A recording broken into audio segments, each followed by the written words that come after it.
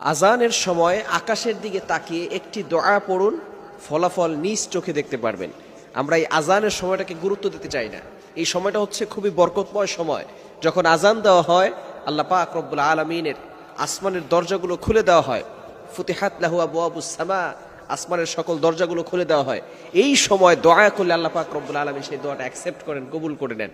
মনে রাখবেন, অনেকের আছে আজানের শব্দ ভালো লাগে না, আজান দিলেই তার শরীরের ভিতরে জ্বলা শুরু হয়ে যায়। মনে রাখবেন, হাদিসের ভিতরে এসেছে, নবীজি সাল্লাল্লাহু আলাইহি ওয়াসাল্লাম নিজে জানিয়ে দিয়েছেন, যখন আজান দেওয়া হয় তখন শয়তান এই আজানের শব্দ সহ্য করতে পারে না। এই আজানের শব্দ সহ্য করতে না পেরে সে পালাতে থাকে। যতদূর পর্যন্ত আজানের আওয়াজ যায় ততদূর পর্যন্ত শয়তান পালিয়ে যায়। সুতরাং যাদের আজানের শব্দ ভালো লাগে না, মনে করতে হবে তারা শয়তানের খালাতো ভাই, ঠিক কিনা? এজন্য অবশ্যই এই সময়টা, যেহেতু আসমানের দরজাগুলো খুলে দেওয়া হয়, এই সময় আমরা একটা দোয়া পড়ব। বিশেষ করে এই দোয়াটা যদি আমরা পড়তে